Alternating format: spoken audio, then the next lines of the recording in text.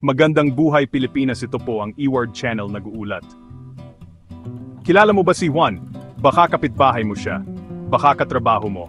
Baka nga, sa pagtingin mo sa salamin, siya ang nakikita mo. Si Juan ay isang ordinaryong Pinoy. Masipag siya. Maagang gumigising para pumasok sa trabaho. Nagtitiis sa traffic at siksikan sa bus. Ginagawa niya ang lahat para sa kanyang pamilya. Pero kahit anong kayod niya, parang laging kulang. Pagdating ng sweldo, masaya siya. Ngunit paglipas ng ilang araw, ang ngiti ay napapalitan ng kunot sa noo. Ang wallet na makapal ay nagiging manipis na parang papel. Petsa de peligro na naman, utang na naman. Ganyan ang paulit-ulit na cycle ng buhay ni Juan.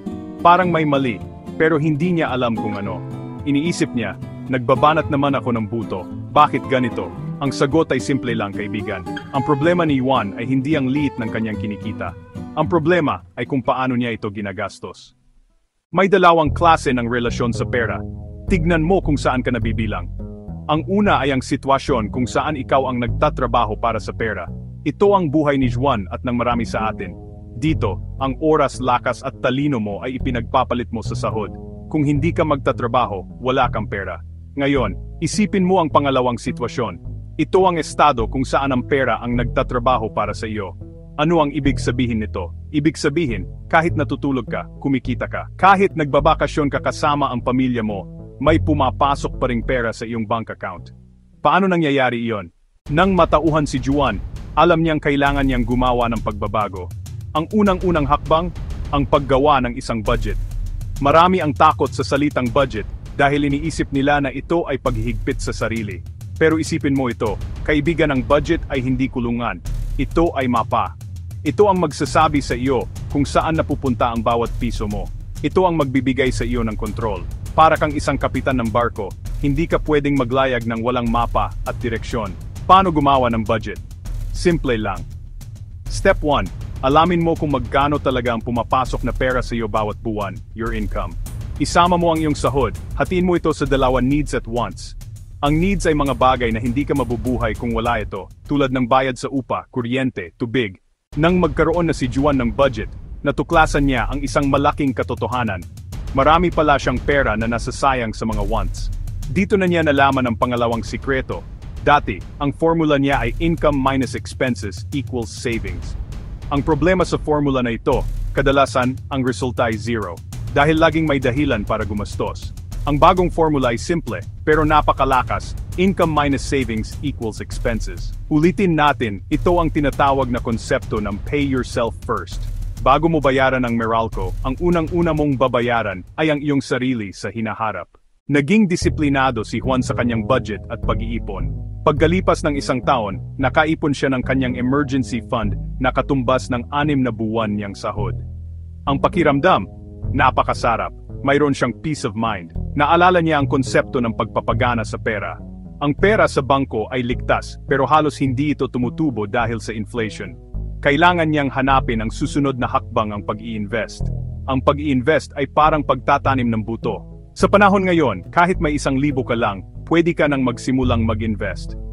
Isa sa pinakamadaling paraan ay sa pamamagitan ng mutual funds. Ang susi sa matagumpay na pag-i-invest para sa mga baguhan ay dalawa: pag-aralan at mag-diversify. Huwag kang papasok sa isang bagay na hindi mo naiintindihan. Manood ng mga video sa YouTube, magbasa ng mga libro, magtanong sa mga taong may alam. Ang landas tungo sa kalayaan sa pananalapi ay hindi isang tuwid na daan. Maraming mga balakid.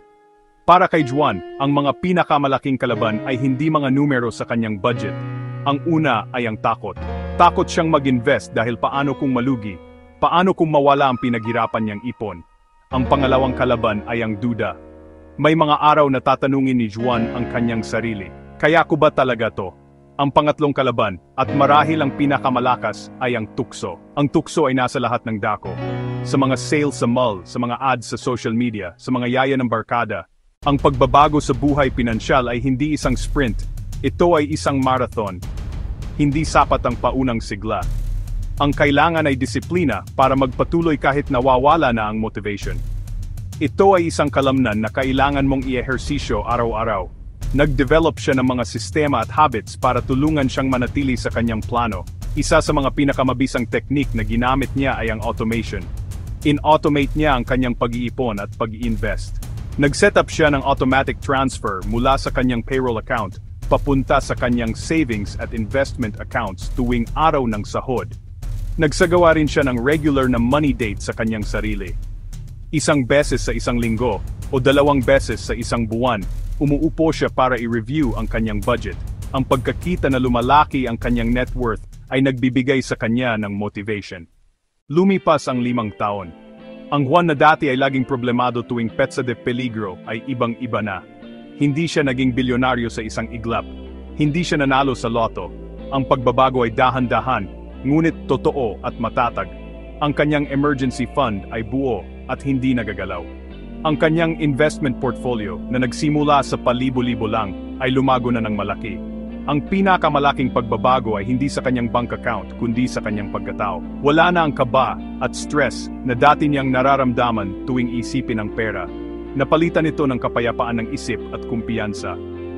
Ang kwento ni Juan ay hindi isang fairy tale. Ito ay isang kwento na pwedeng maging kwento mo. Ikaw at ako, tayong lahat, ay may kakayahang baguhin ang ating financial na tadhana. Panahon na para basagin ang mga paniniwalang yan. Panahon na para maniwala tayo ang dapat maging amo ng ating pera at hindi ang pera ang amo natin. Ang pagbabago ay nagsisimula sa isang desisyon. Ang desisyon na itigil na ang pagiging biktima ng mga pangyayari at simulang maging kapitan ng iyong sariling barko. Gumawa ka ng budget. Alamin mo kung saan napupunta ang iyong pera. Umpisahan mong gamitin ang formula na income minus savings equals expenses. Unahin mong bayaran ang iyong sarili. Mag-ipon ka para sa iyong emergency fund. Huwag matakot. Magsimula sa maliit. Ang mahalaga ay ang magsimula. Ang 1,000 pisong investment ngayon ay pwedeng maging susi sa iyong kalayaan bukas. Tandaan, ito ay isang marathon, hindi isang sprint. Kaibigan, ang pera ay isang kasangkapan lamang. Ito ay isang mahusay na alipin, ngunit isang malupit na amo. Ang pagpili kung ano ang magiging papel nito sa buhay mo ay nasa iyong mga kamay. Hawakan mo ang manibela. Ikaw ang boss. Ikaw ang masusunod. Gawin mong trabaho ang pera mo para sa iyo. Para balang araw, hindi mo na kailangang magtrabaho para sa pera. Simulan mo ngayon. Ang iyong future self ay magpapasalamat sa iyo.